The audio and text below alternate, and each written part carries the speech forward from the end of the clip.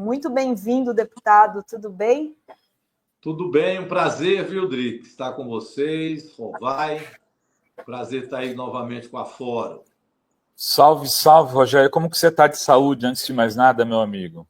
Bem, viu? Deu tudo certo minha cirurgia. Já trabalhei essa semana em Brasília bastante. Já estou aqui em Belo Horizonte também nas nossas atividades. Semana que vem eu estou 100%, eu começar até a fazer de novo uma academia. Graças a Deus deu tudo certo, viu? Agradecer a todo mundo aí pela solidariedade, o carinho de vocês. Estávamos preocupados com um amigo aí. Falei, vamos lá. A primeira coisa que eu vou perguntar para o Rogério é isso, né? Porque a gente fica explorando o amigo sem saber, às vezes, está numa situação complicada. Mas quando eu vi eles lá postando já no vídeo, estou de volta, aí a primeira coisa que eu fiz, eu falei, já vou chamar então o Rogério. E a gente estava torcendo para pronta recuperação. Foi um susto grande, porque é tudo muito de repente, mas eu estava fazendo também a prevenção constantemente. Então, foi logo no início, né? Então, quando você trata no início, é bem mais fácil.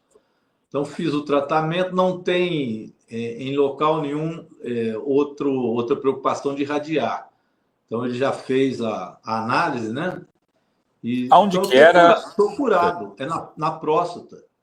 Próstata. Então teve que tirar a próstata. Aí, ó. Então fica a dica aqui do Rogério para todos os amigos que estão assistindo, né? Você foi fazer uma preventiva, né, Rogério? Eu faço todo ano, tanto o exame de toque como PSA. Quando deu um aumento no PSA, o médico aí já ficou preocupado. Pediu para eu fazer um outro em 3 meses. Deu mais um aumento. Aí eu tive que fazer uma ressonância, deu que era um tumor, faz a biópsia deu que o tumor, infelizmente, era um câncer. Aí fui nos médicos, todos deram o mesmo diagnóstico. O ideal é retirar a próstata toda e ver se não teve nenhuma repercussão em outros locais. Se não teve, não precisa, como foi o caso meu, retirado, não teve mais nada em nenhuma outra região. Então não precisa fazer nem quimioterapia, nem radioterapia. Já fica curado. Agora é fazer o acompanhamento, mas felizmente deu tudo certo. Então eu já estou com a saúde boa, né? Então passou o susto, agora é continuar o trabalho. E essa semana já foi quente lá em Brasília, né? Nossa, as coisas não param, né? Essa ultradireita, extrema-direita, agora está ficando apertada, porque as coisas estão chegando no lugar, e aí eles dão mais trabalho para a gente. Mas é prisão do Collor, é o caso do INSS, que o governo está de parabéns, descobriu um rombo enorme, está colocando as coisas em ordem. Isso também vai ficar bem claro de onde veio, como que foi. Tem esse caso agora da anistia que flopou, né? Então já tinham flopado os atos da anistia, agora o Colégio de Líderes já deixou claro que isso não será pautado dessa forma. Não há clima nenhum na Câmara para aprovar processo de anistia, criar crise institucional. Então, agora é seguir o processo de julgamento do Bolsonaro, que já é réu, dos generais que já são réus também, e agora tem também os novos réus que foram incluídos semana passada, que é aqueles que colocaram a mão na massa para dar o golpe, né? E ainda vem mais ainda 2 turmas também que provavelmente viram réus daqui a pouco tempo. Então é seguir agora, normalmente, o julgamento e que haja a punição de todos os que foram responsáveis pela tentativa de golpe. E eu estava vendo o cálculo aí, é isso mesmo, eu acho que em outubro, por aí, já está terminando o julgamento. A partir de novembro, Bolsonaro já vai estar cumprindo pena. É a expectativa nossa, novembro, no máximo dezembro, né? Para que esse processo termine com o julgamento que tem que ter, as pessoas comecem a cumprir as penas e que isso não se reproduza e não exista mais no Brasil. Porque o problema, Odri e Rovai, é que eles têm uma estratégia, eu já coloquei isso aqui para vocês, de golpe continuado, não para. Então, já está tudo para fazer o julgamento, eles vêm com a tese da anistia. Ora, se passa anistia no Congresso Nacional, é passar o aval que eles podem continuar com a estratégia golpista. Então, eles estão sempre querendo criar fatos políticos que causem instabilidade no país e, a partir da instabilidade, eles possam ressurgir de uma forma ou de outra. Mas sempre pensando num regime autoritário. Estamos vendo agora o exemplo do Trump nos Estados Unidos. Então, é mais ou menos esse o modus operandi da extrema-direita no mundo inteiro. E aqui não é diferente. Eu acho que o próprio Centrão começou a descobrir que não podem colocar lenha na fogueira da extrema-direita, porque a extrema-direita não para no processo de apenas estar, vamos dizer assim, no processo democrático, disputando umas eleições. Se por um acaso eles ganharem as eleições, eles vão fazer com que o processo golpista, através do regime autoritário, possa acontecer, que foi o que durante os 4 anos do Bolsonaro que teve. Então é preciso que a própria direita ela tenha um pouco de juízo e não coloque lenha na fogueira da extrema-direita. Eu acho que agora, no caso da anistia, o Hugo Mota e os partidos compreenderam isso. Então, acho que deram um sinal, acho que evidente, de que não vão botar lenha na fogueira da extrema-direita e do golpismo. Então, agora é fazer o julgamento, mas é bom a sociedade estar atenta, porque eles vão criar fato, agora é paralisar as atividades da Câmara. Pode saber que as medidas sectárias eles vão continuar fazendo para tentar criar clima de instabilidade. E eles tiveram outra derrota nessa manobra que eles queriam fazer de pautar uma proposta para os deputados travarem a ação do Ramagem, né? E aí o Zanin ontem disse que não, porque só 2 dos crimes seriam depois da diplomação, que seriam no 8 de janeiro, né? Que é, né, a quebradeira toda, mas a preparação, tudo o golpe é antes da diplomação. Então, essa também era mais uma... Eles vão tentando tudo, né, Rogério? Estão desesperados. E essa já não cola mais, porque o Zanin já se manifestou ontem. E veja bem, não é só o Ramagem, viu? O relator, eu estava assistindo isso com o Lindbergh, nosso líder, o relator deles estava querendo dizer que o caso do Ramagem pararia todo o processo investigativo de todos, incluindo o Bolsonaro.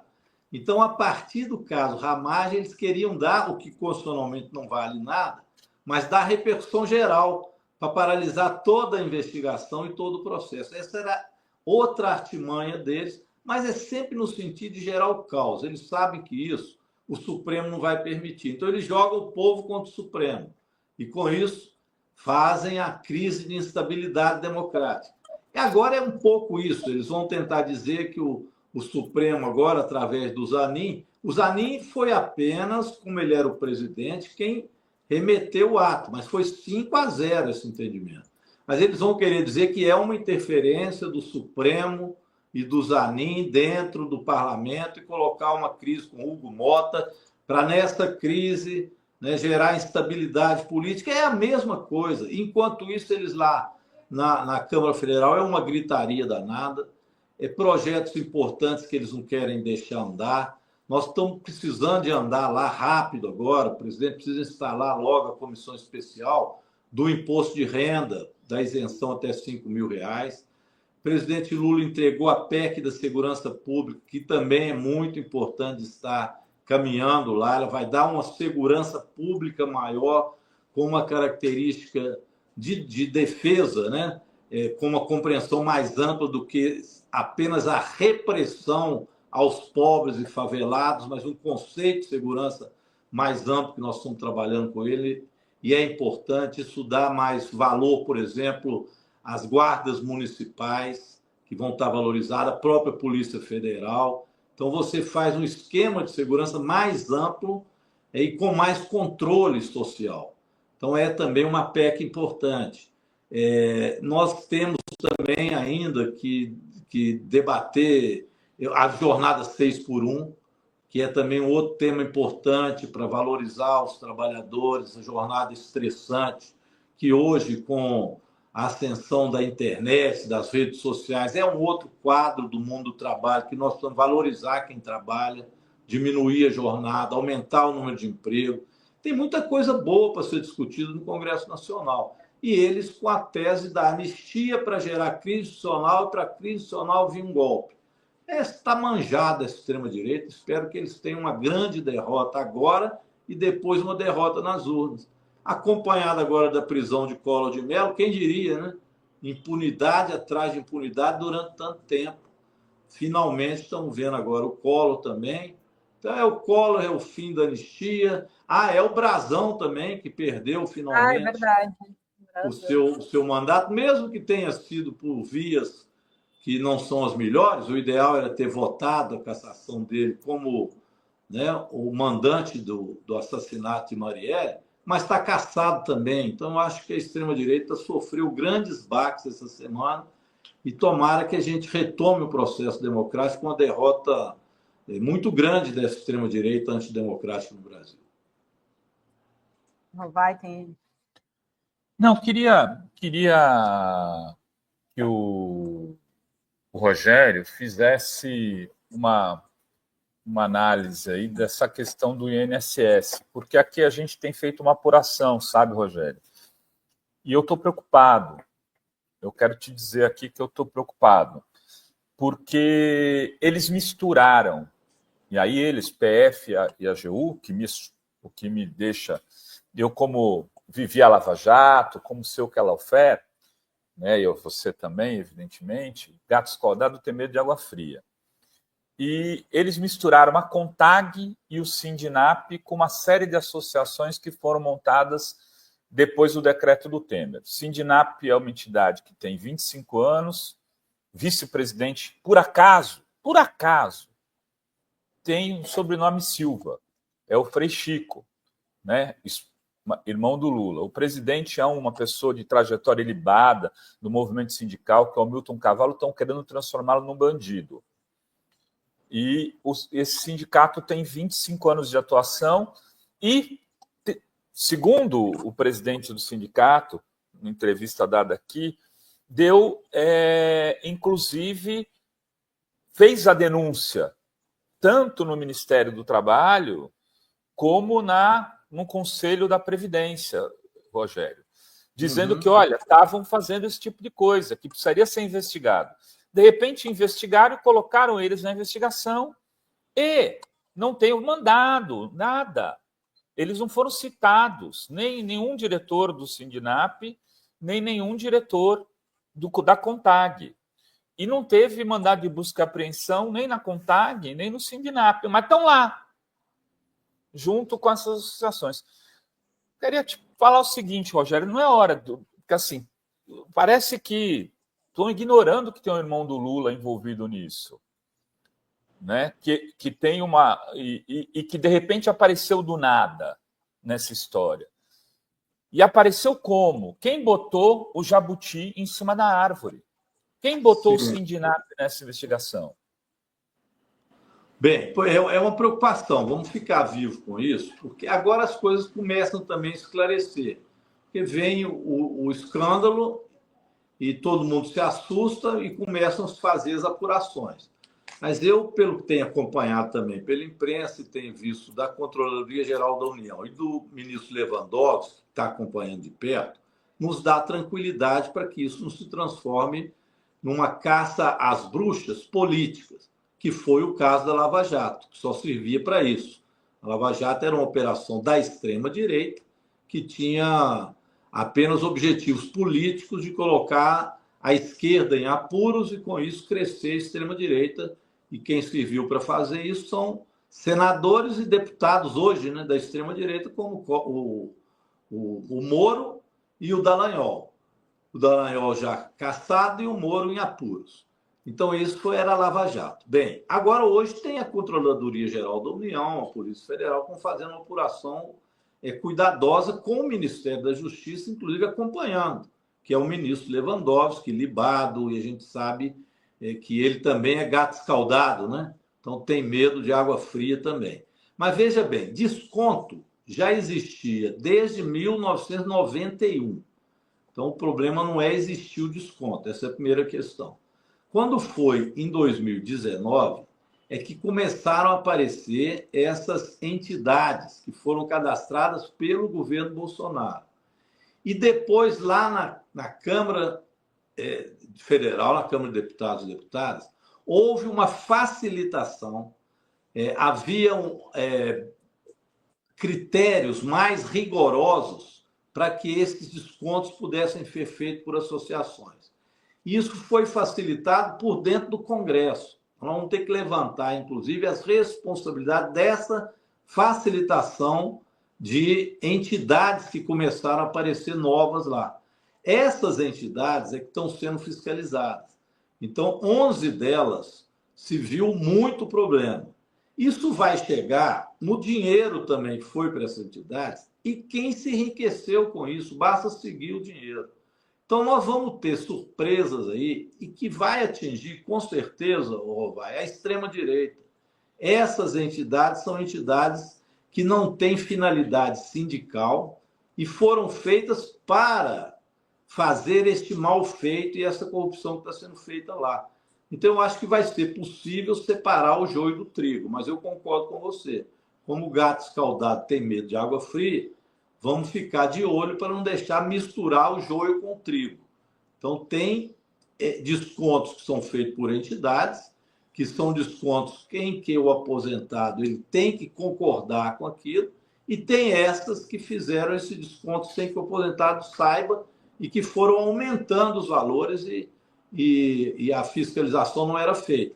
Quando foi em 2023, ou seja, no início do governo do presidente Lula, aí sim se começou a fazer a investigação destas entidades. Começou naquela época e chegou agora a esta conclusão com 11 entidades sendo fiscalizadas. O nome dessa entidade vai ser dado, daqui a pouco nós vamos saber quem são os presidentes e a corrupção que foi feita.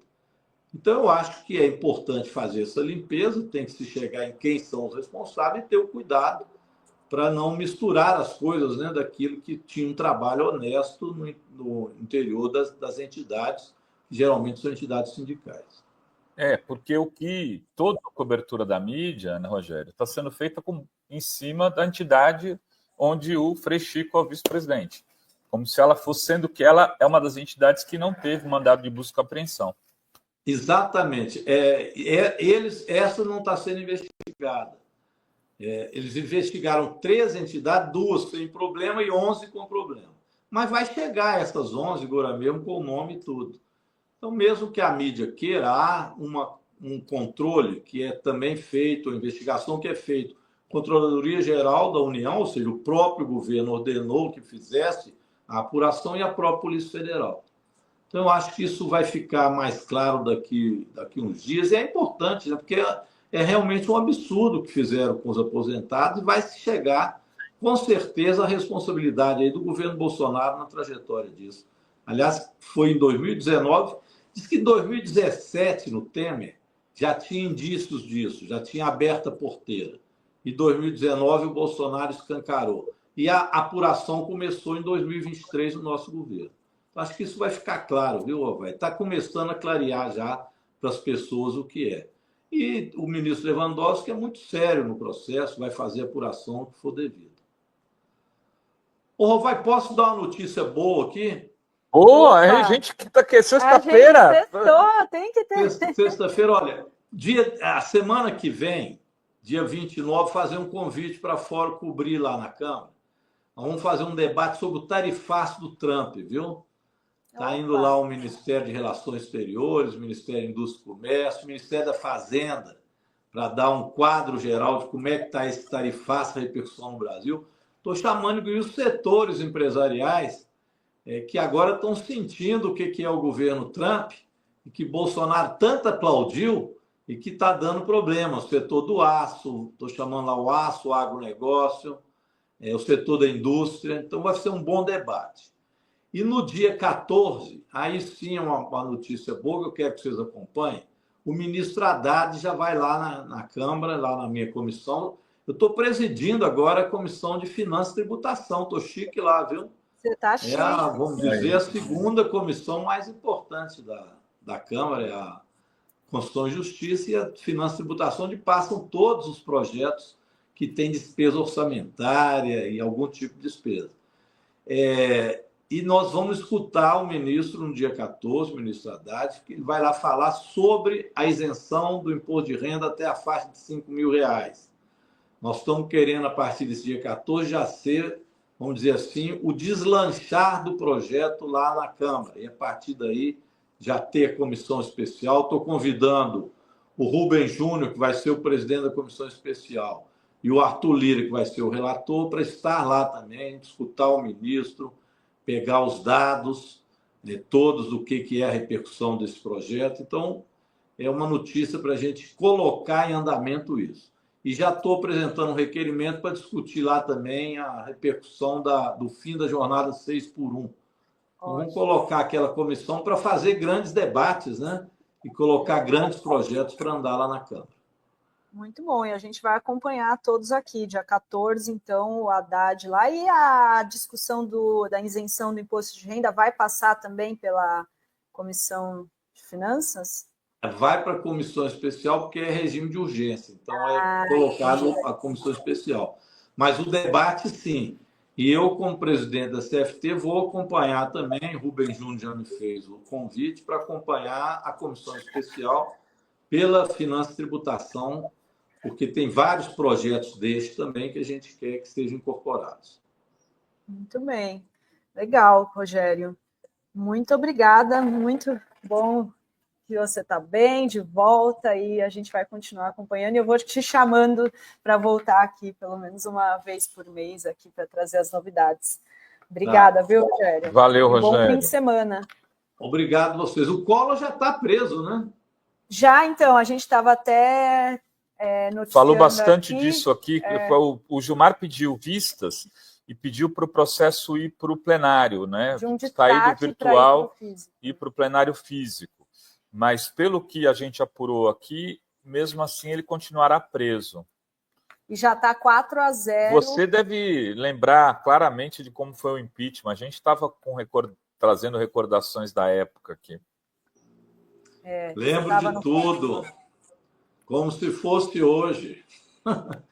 Aquela derrota do Lula para o Collor, com o papel ridículo que a Rede Globo fez e depois confessou, desvirtuando que foi o debate, foi fatal, né? Quem é que naquele dia depois não chorou, né?